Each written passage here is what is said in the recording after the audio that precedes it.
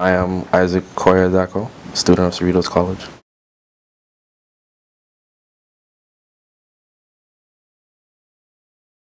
What was your early education like, and what changed for you? My early education started off really slow. I was a poor student. I was bottom of my class. I mean, rock bottom of my class. It was terrible. Those were dark times, to be honest. The method of, like, the Nigerian ideology is either you have it or you don't. Mm-hmm. And from day one, the class is already separated to A class, B class, the A students, the B students. Or if you happen to be mixed up, the teachers already know that, okay, these are the students I'm teaching. These guys are just here probably because their parents can afford it and they need a stage to display their talents on sports and everything. And for someone like me who was good in track and soccer at the point, because soccer is very big in Nigeria, I was one of those students. So if I didn't become an athlete, I honestly didn't know what I... So that was your only option? That was my only option at that time. That wasn't my parents' option. That was what he looked for me. That was the idea the teachers had already pumped into me. That was the idea all the students had already created for me. Like, okay, this guy isn't good at school, he's a terrible student, and if he doesn't go into track, he is finished. How did they know that? How did the teachers or your fellow students know you were a terrible student? Like I said, and how did you know that? Well, like I said, Nigeria is a very competitive society, and the ideas are based on academic knowledge. We have a test.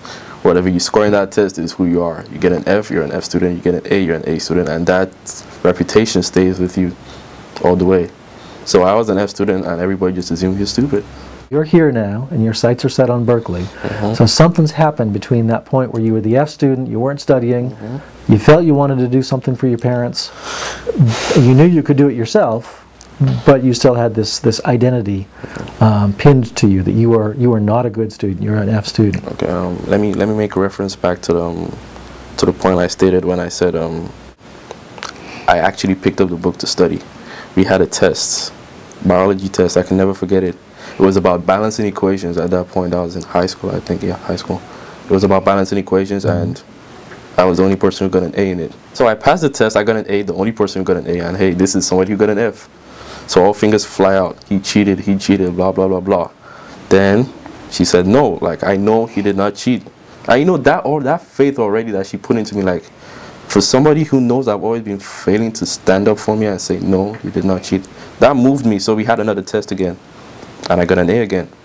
So she called me out, the principal called me out, and I mean, the principal and the vice principal always made fun of me. I mean, those weren't good times, really, and they would make fun of me, they would talk to me. And I was in their office right now. They spoke to me and said, okay, so where have you been the past 6 years? Why did you just wake up at the end of the year? Because I was already bound to fail the class anyway. Mm-hmm. So why is it now you woke up? I said, I honestly don't know. I tried studying and I just happened to get it. They said, okay, try studying for the rest of the finals and let's see what happens. And I did perfectly well in the rest of the finals. I realized studying is not that hard. I realized the material we did in classes and tests aren't hard as long as you study. No one's going to ask you what's not in the book. Mm-hmm. That'll be cheating. So definitely the answers to the questions are in your book. The only way to know those questions is by reading the book. What obstacle did you get beyond at that point? Peer pressure. Peer pressure, why? Peer pressure. When everybody has this certain mindset about you, it's difficult to change their minds. And even if it's evident you're becoming better than them, I think it scares people when they see this improvement coming at them right fast. Their pride is affected. Hey, this guy who used to come last in class actually beat me in the test. No. So they try to put that idea back into it, like you will never be nothing, for their own selfishness. They might not have been doing it deliberately because, you know, their own parents are probably talking to them like, oh, how could this boy who came last stop beating you? So personally, maybe they were doing it for themselves or just like unconsciously. But I think peer pressure, I had to overcome that.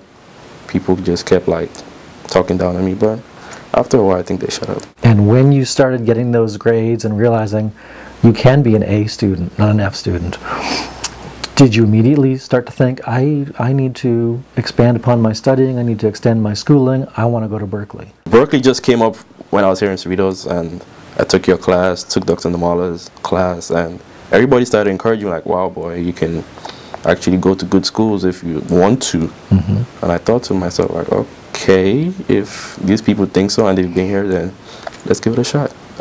Berkeley has always been out of my league. UCLA way out of my league. So I never considered it till teachers out here actually told me I had a chance.